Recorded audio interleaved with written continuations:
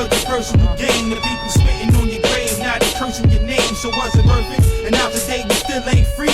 So it seems it wasn't worth it to me. Mr. Mabutu. If the devil has you enslaved, then the pecker will set you free. But the rest of us still enslaved. You got freedom, how could this be? You don't even deserve to breathe. You're a treasonous SOB. Hope they kill you before we do. For your loyalty, there's a fee, see? It's very tragic when a brother turns savage. But I don't know which one is worse, a traitor or a faggot. You did it for the cabbage, the cheddar and the carrots. Because you fear the battle, you won't help us slay the dragon in the sand. One of Ferguson, Missouri's well-known black activists has died. We told you this on yesterday. 29-year-old Darren Seals found shot to death in a burning car on Tuesday in St. Louis. He was one of the leaders of the Ferguson protest after the killing of Mike Brown by a white police officer in 2014. In fact, Seals was one of the first activists who was on the scene shortly after Mike Brown was killed.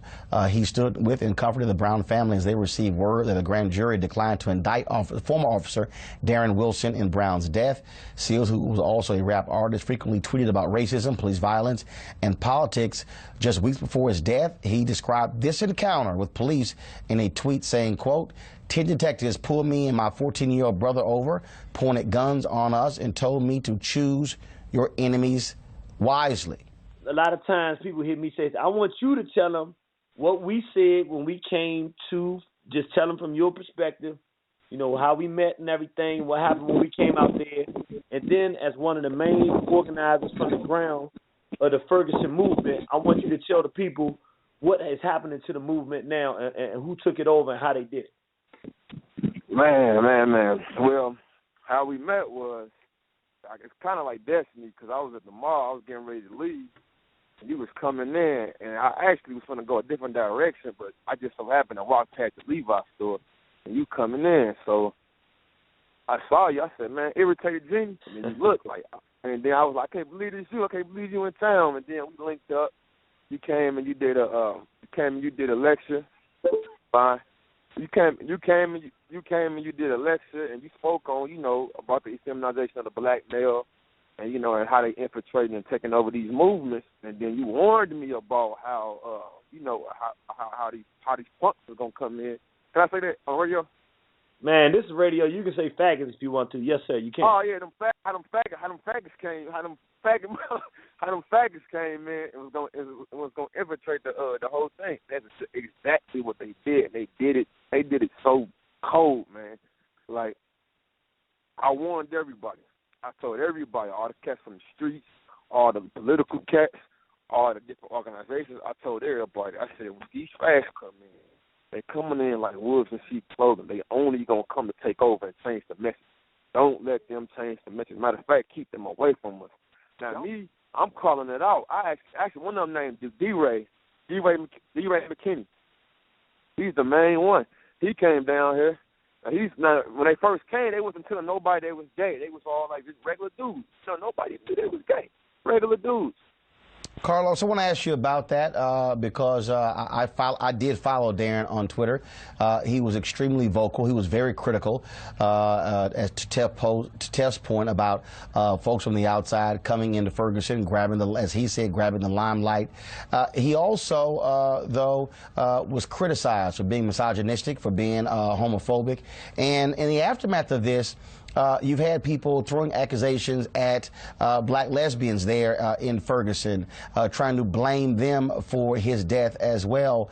And so even though there have been folks who are saying, hey, when this guy criticized me, disagree with me, I still mourn his death. Your thought on that as well in terms of how just all of this just back and forth that's going on as people are trying to figure out what in the world happened? So what it is, man, it's these hashtags, Black Lives Matter. Man, that's bullshit, man. Black Lives Matter is them the ones that's doing it. People don't even know that. Black Lives Matter, they the ones who send these people. The dude D-Ray, Black Lives Matter, they sent him down here. They were started by some lesbians, man. Right, and so now his name is D.B.?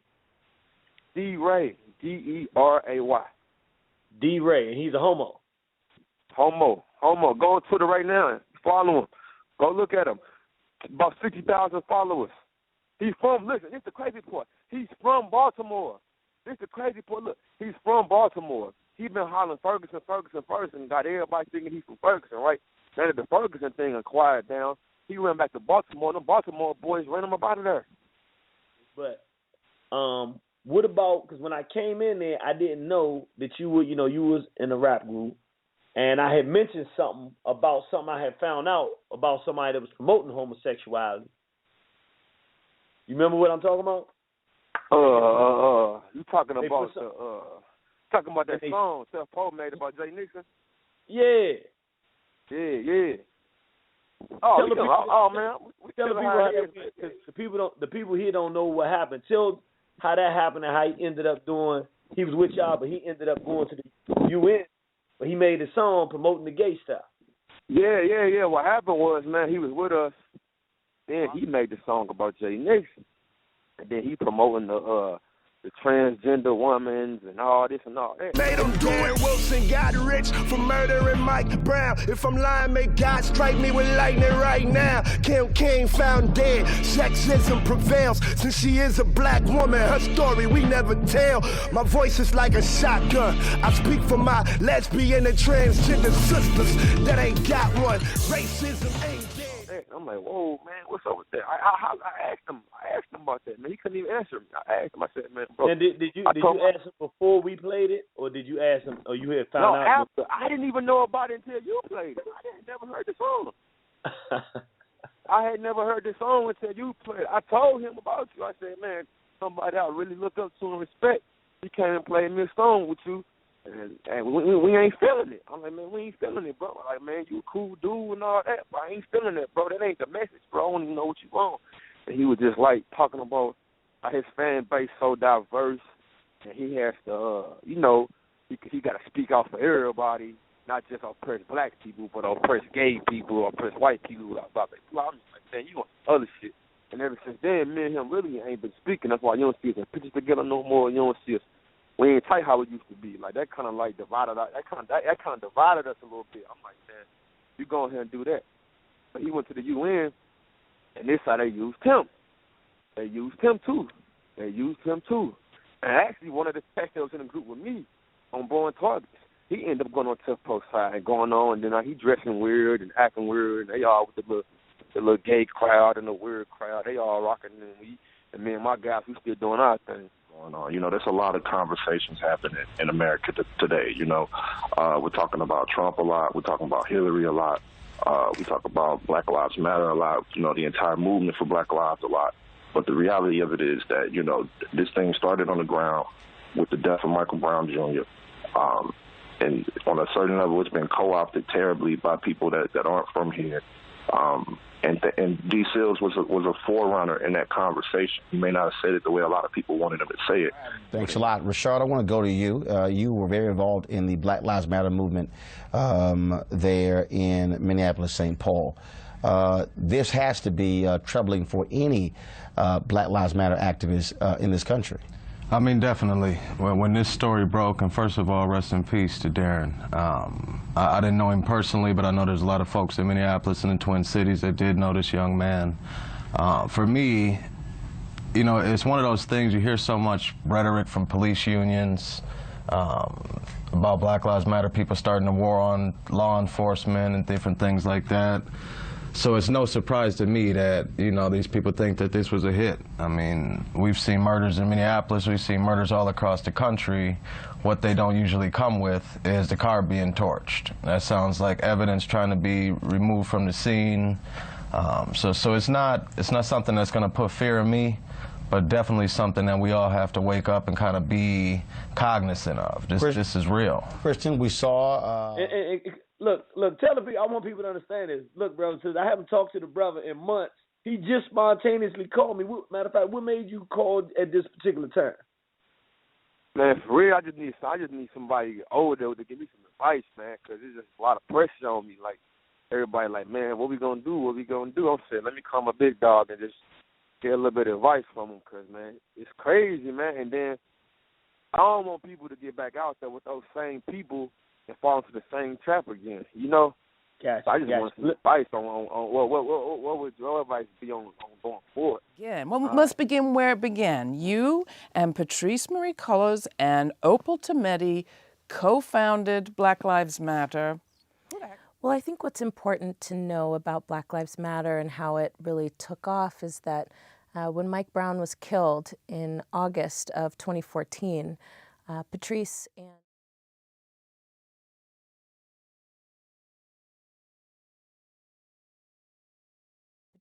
and Darnell Moore, who is a scholar activist here in New York, called for a Black Lives Matter freedom ride. And that drew more than 500 Black people from across the country who in 10 days raised the money, got on buses, vans, planes, however folks could get there to really support the work that was happening in Ferguson. What does the word queer mean to you?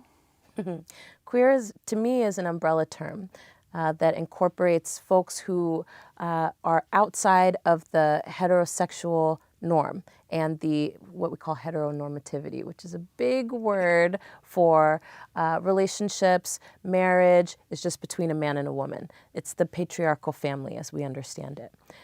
What's important to us in Black Lives Matter is that we are elevating and cultivating the leadership of folks who have not been included in the conversation. That includes Black trans women. So to us, right, we're really trying to queer our movement. We know even in our tradition and our legacy of Black liberation that queer and trans folks have been in the leadership, however, have had to kind of cut pieces of themselves off because it wasn't acceptable. Baird Rustin being an incredible example of that. Audre Lorde being an incredible example of that, right? We want to create a different kind of movement culture. We think it's important, we think we need it, and we don't think that we can survive without it. So I hear that and I think, fantastic. You don't even deserve to breathe. You're a treasonous SOB. Hope they kill you before we do. For your loyalty, there's a fee, see? It's very tragic when a brother turns savage. But I don't know which one is worse, a traitor or a faggot. You did it for the cabbage, the cheddar and the carrots. Because you fear the battle, you won't help us stay the dragon and the sadness. The enemy is close enough to grab him. If he's close enough to grab him, then he's close enough to stab him. Couldn't fathom pulling the trigger on Brother Malcolm or working with the pigs to kill Fred Hampton, our chairman. A race traitor, the cracker pull your strings like the bass player. Make you be forever erased, hater. Ain't no reason for treason, but if I see ya, I'ma beat you till you catch amnesia or stop breathing. You've been betrayed for your personal gain. The people spitting on your grave, now they cursing your name, so it wasn't worth it. And now today we still ain't free, so it seems it wasn't worth it to me. Mr. Mobutu, we've been betrayed for your personal gain. Greetings, family. My name is Cleo Monago. I'm the founder of the Black Men's Exchange in New York, Harlem, Los Angeles, and Atlanta. That we're here is a clear sign that the Honorable Minister Louis Farrakhan was very serious about inclusion. Our family is very diverse, and as a result of us not being inclusive of that diversity, sometimes we have had conflict that has compromised our potential as a people to be powerful.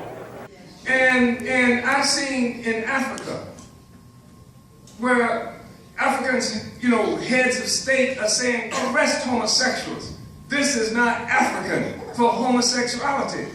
That's all. I just think that we have to be open. And we have to, as a community, I want to struggle for this. So I'm here to bring the perspective of a black man who's a same gender loving black man. And these brothers on my side are part of the organization as well. And there's many of us out in the audience. I'm turned on by brothers who are intelligent, who love themselves, where there's a spark between us. Somebody in good shape, somebody healthy. Only brothers? Predominantly, it's my preference. When in bed, like they're like a man and then a woman. Well, people always ask that, but you asked it more explicitly. It's just like the last question. It was quite explicit to what turns me on. Ain't your business. And I'm very proud to be here, and I am extremely appreciative to the Nation of Islam and the Honorable Minister Louis Farrakhan. Thank you, family. You say, why do we work with Black Lives Matter? Even though some of them clearly are party to the advancement of the homosexualization project of America. And I don't want anybody who calls themselves a traditional black activist to start judging members of Black Lives Matter. and diverse young people, regardless of what their various orientations are, you leave them the hell alone. We must be in a place like this where people's religion, sexual orientation, or whatever the case is, doesn't matter. Why can we work with them? Because we comfortable in our manhood. It's very tragic when a brother turns savage, but I don't know which one is worse, a traitor or a faggot. You did it for the cabbage, the cheddar and the carrots. Because you fear the battle, you won't help us stay the dragon and the saddening. The enemy is close enough to grab him. If he's close enough to grab him, then he's close enough to stab him. I initially did not know about this movie. I started getting a little backlash. I didn't understand the rationale or reason why. So I dug deeper. Y'all talk masculinity and straight black pride, but you ain't making no straight black men. You're running around calling yourself an irritated genie? And you got the nerve to accuse Farrakhan of advancing a feminization agenda? Nigga, please.